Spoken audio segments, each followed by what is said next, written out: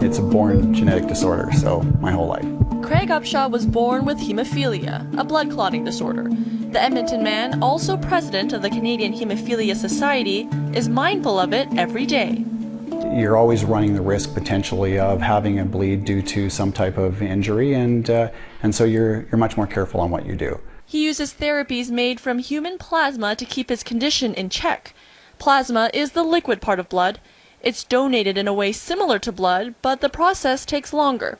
It's then manufactured into drugs to treat life-threatening conditions such as rare cancers or blood disorders like Upshaw's. It allows us to manage and treat the disease and avoid those kinds of bleeds and problems. In Canada, plasma donors have never been paid, but 75% of the plasma this country needs comes from outside of Canada, mainly the U.S., and there, private clinics pay cash for contributions. Now, pay-for-plasma clinics are looking to set up shop in this country. Ontario and Quebec have banned the practice, but Canadian Plasma Resources recently opened up in Saskatoon. It offers $25 credit cards to plasma donors. The company has previously expressed interest in expanding west to Alberta and BC. Nobody opposed the compensation or import of compensated plasma products from the United States, and this has been happening for over 30 years now. Now that it's being done in Canada, there are questions raised about safety. But if there is criticism that the process happening in Canada is unsafe, we think that it's not justified. But some are worried. There's going to be another mutation, another virus that slips into our blood supply, and it's going to come in through that door, through those disadvantaged people who you pay to collect plasma from. Andrew Cumming is a hemophiliac who contracted hepatitis C and HIV through tainted blood. The tainted blood scandal of the 80s saw those diseases contaminate Canada's blood supply, infecting thousands. Cumming fears it will happen again with paid plasma clinics. It's a recipe for disaster. It's a tinderbox. It will explode. Canadian Blood Services is the not-for-profit, government-funded agency that manages our blood supply. The finished products that come from the commercial paid plasma industry are inordinately safe. The Creever inquiry, held in the aftermath of the tainted blood scandal, recommended the country stay away from paying donors. The World Health Organization backs that up. It wants all blood and blood product donations worldwide to be unpaid. But Health Canada says no country in the world has been able to meet its need for plasma solely with unpaid volunteers. Federal Health Minister Jane Philpott says paid and unpaid donations are equally safe, even calling paid plasma products essential. She says there has not been a single recorded case of disease transmission through plasma products in Canada in 25 years. But compensation of donors is not a federal issue. That falls to the provincial and territorial governments, and Alberta's health minister is not on board. She says a paid system would undermine the current model. I'd say let's look at the barriers to having people donate through the voluntary system and find ways to strengthen the Canadian voluntary system. When we allow a private clinic to come in, we contract out the duty and the responsibility of Canadian Blood Services to somebody whose only motivation is to make a profit off of Canadian blood. Canadian Blood Services says it's working on a plan to boost the number of plasma donors. All options are on the table. The United States is responsible for the majority of plasma donations worldwide, but its paid system has come under fire for preying on the poor and drug users. Canadian Plasma Resources disputes those claims.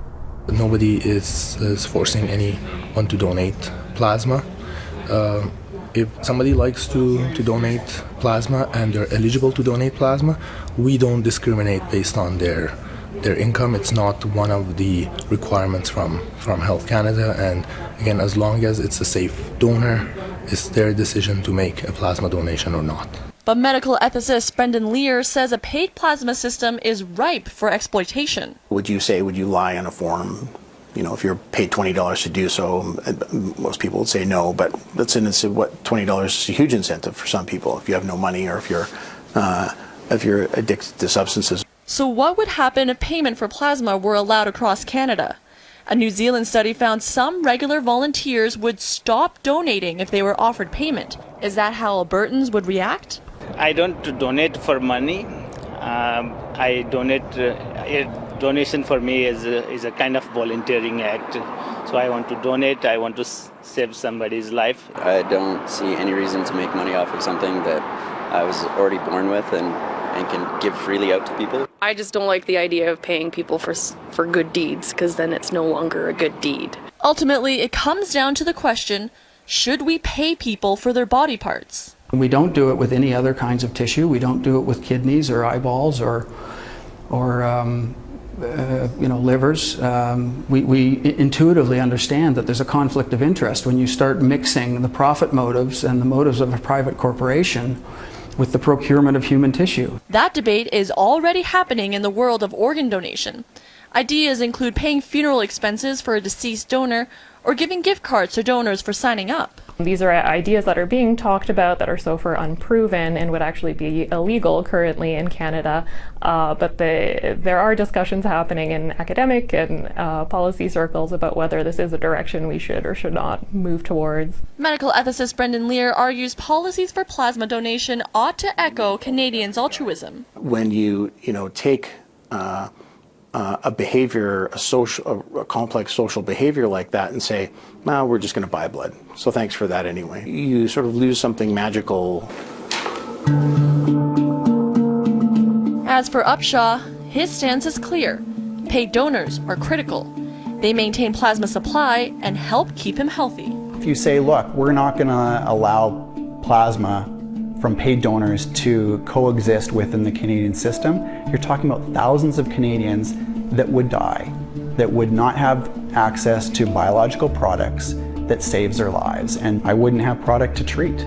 I'd be probably crippled. I'd probably be on crutches permanently. Julia Wong, Global